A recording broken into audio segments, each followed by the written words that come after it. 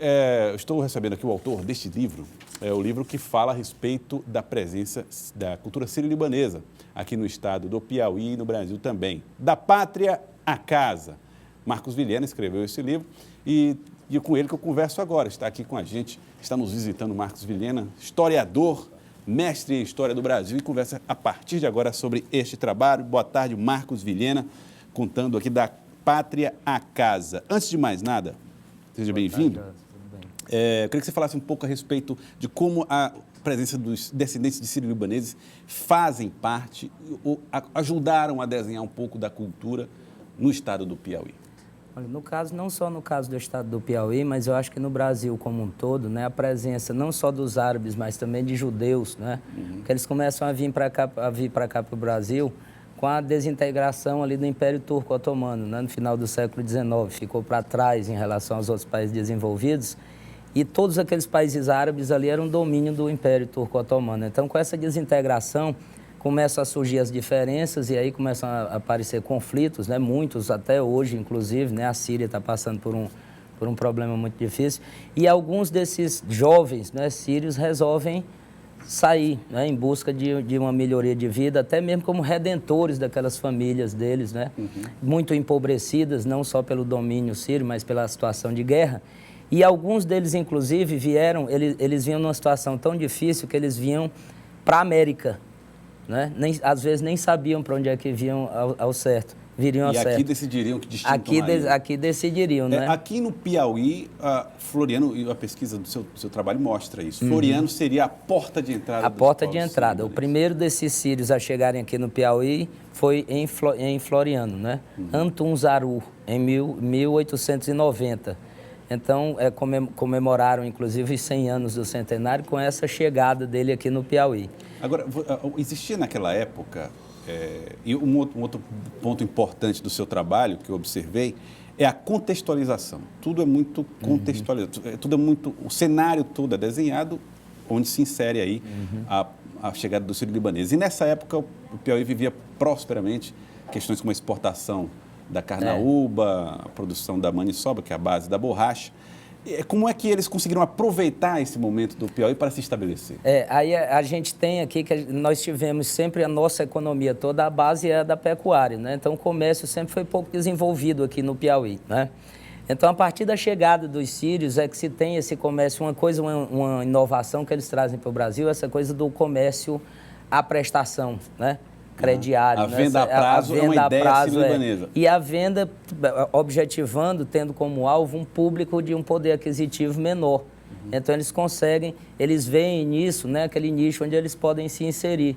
Então, vendendo mais barato, vendendo a prestação para um público que não tinha acesso àqueles luxos que vinham da Europa, né, como é o pessoal que exportava carnaúba, maniçoba também, eles puderam se desenvolver Agora, no comércio. Agora, entre os sírio-libaneses, né, que se estabeleceram aqui, havia concorrência entre eles? A concorrência que eles vão encontrar no Brasil é uma concorrência interna. Por isso que, até que se explica por que o Piauí, por que teriam vindo para o Piauí.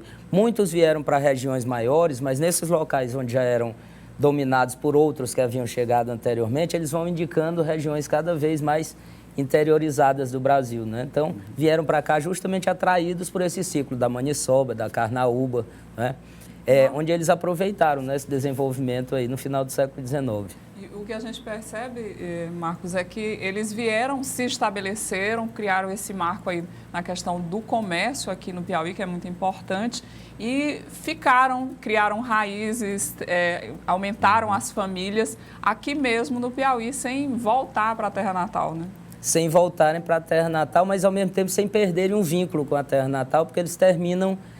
a gente tem até um dado que é tirado do meu livro, né, do professor Eric Hobsbawm, que em determinado período da história da Síria, por exemplo, uma das principais fontes de entrada do dinheiro era o dinheiro que eles mandavam daqui do Brasil para as famílias. Era tanto dinheiro que chegou a ser incluído no PIB do país para poder equilibrar as contas, né? Então, a prosperidade deles aqui, na verdade, terminou também servindo para aliviar um pouco, dar um certo de conforto para aquelas famílias que haviam ficado lá, né? Agora, Marcos, uma preocupação que você deixa muito claro no livro é a falta de pesquisas em relação...